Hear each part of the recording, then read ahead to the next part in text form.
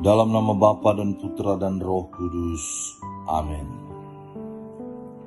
Allah Bapa kami, sabdamu adalah pelita, penuntun langkah kami, dan obor penyuluh jalan kami.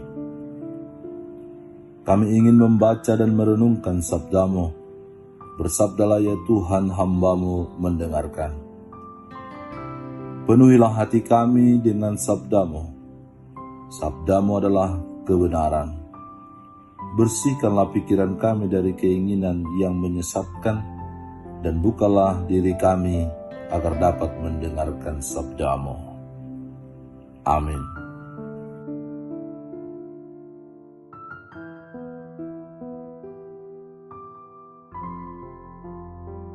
Tuhan bersamamu dan bersama rohmu. Inilah Injil suci menurut Lukas. Maka takjublah semua orang itu karena kebesaran Allah. Ketika semua orang itu masih heran karena segala yang diperbuatnya itu, Yesus berkata kepada murid-muridnya, "Dengarlah dan camkanlah segala perkataanku ini. Anak manusia akan diserahkan ke dalam tangan manusia."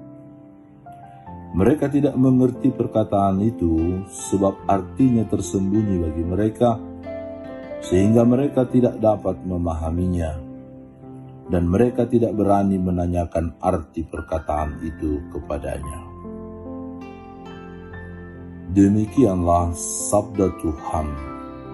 Terpujilah Kristus. Saudara-saudari terkasih, hukum rimba berkata, siapa yang kuat, dialah yang berkuasa. Fenomena ini sering kita temui dalam kehidupan sehari-hari, sehingga mereka yang kuat sering bersikap semena-mena terhadap yang lemah. Prinsip itu sama sekali tidak berlaku untuk Yesus. Ia mempunyai kuasa ilahi dan berkuasa mutlak atas seluruh isi bumi. Namun ia justru menyerahkan dirinya kepada manusia yang lemah. Tentu saja akal sehat kita sulit menerimanya, tetapi inilah fakta. Yesus turun dari gunung. Kemudian ia mengusir setan dan roh jahat dengan satu teguran keras. Melihat peristiwa itu, semua orang menjadi heran. Pada saat itulah ia berkata, Anak manusia akan diserahkan ke dalam tangan manusia. Yesus mengatakan ini untuk kedua kalinya. Pernyataan ini sungguh tidak masuk akal bagi para muridnya. Mereka tidak mengerti makna dari pernyataan itu. Anehnya, tidak ada satupun dari mereka yang berani bertanya. Kesannya, perkataan itu berlalu begitu saja. Mereka tidak mengerti karena bagi mereka Yesus adalah Raja yang penuh kuasa karena mampu melakukan banyak mujizat. Para murid mungkin berpikiran bahwa Yesus adalah calon raja penguasa Israel yang akan mengembalikan masa keemasan Israel seperti pada zaman Daud. Jadi menurut mereka tidak mungkin Yesus akan diserahkan ke dalam tangan manusia. Yesus tahu isi hati murid-muridnya. Ia pun membangunkan mereka dari mimpi tentang kerajaan duniawi. Harapan akan kerajaan duniawi membuat mereka tidak memahami maksud perkataan Yesus. Pengharapan yang salah itulah yang membutakan pikiran mereka. Pengharapan sejati pengikut Yesus adalah kehidupan kekal di surga. Untuk itu mari kita terus belajar memahami maksud Tuhan dengan mendengarkan firman-Nya.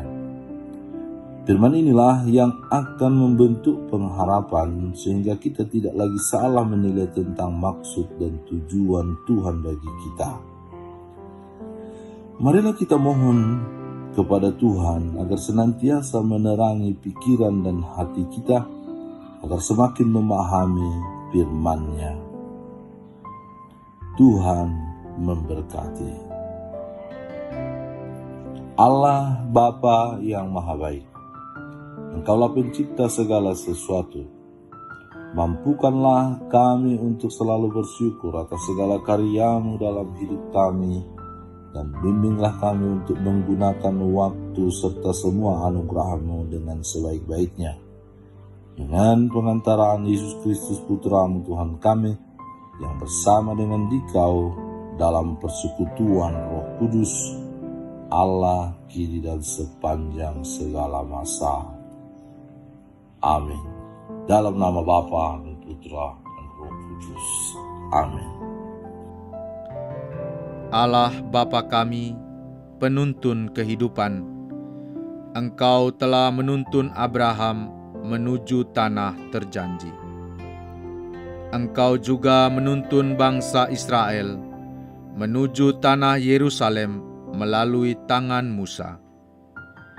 Kini kami umat-Mu keuskupan Padang sedang berjalan bersama dalam sinode kefikepan menuju keselamatan yang Engkau janjikan dalam diri Putra-Mu Yesus Kristus.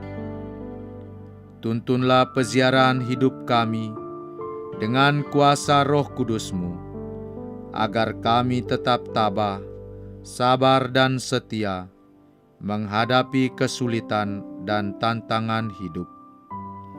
Bimbinglah kami supaya mampu berjalan bersama, saling meneguhkan dalam iman, harapan, dan kasih. Bunda Maria, doakanlah kami putra-putrimu sepanjang sinode kefikepan ini berlangsung. Ya Bapa, Engkau kami sembah dan muliakan, kini dan sepanjang masa. Amin.